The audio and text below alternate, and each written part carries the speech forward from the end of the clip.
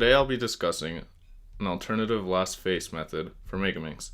So normally, when people get to this step, they usually will put in an edge and start block building this kind of area. However, there's another way we can think about this. So much like Petrus, we could actually orient all the edges that are left on the puzzle, and then this will lead to a super quick last face and leaving us with a star on the top every time. So the pros of this is that we'll get super quick for lots of 2gen. It'll just be 2gen the rest of the solve once the edges are oriented, and we'll always get a star. So the only con with this is that we have to orient the edges, and sometimes this can be a pain. So the basic concept of this is that we're going to look at our two colors. So we have gray on top and this cream in the front face. So to tell if it's oriented correctly, basically we want gray facing up.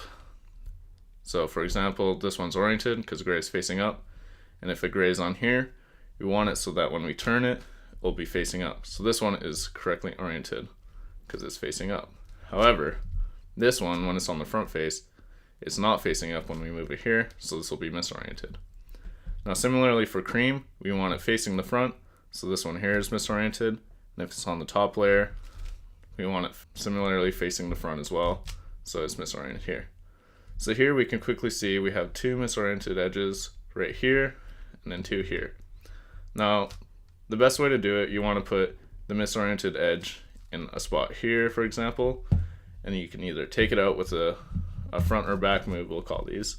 So if you move it up and replace it with another bad edge, when you put it back in, these two edges are now going to be correctly oriented.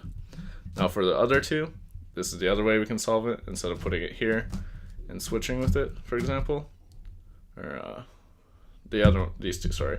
So instead of putting it here and switching it with one, the other way we can do it is when they're beside each other, we can simply do a sledgehammer and it will correctly orient them.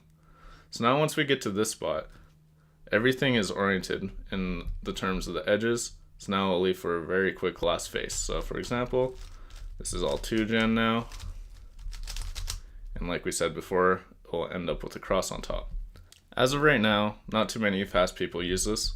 The only person that I know of is Oscar Roth Anderson, and he's been using it for years.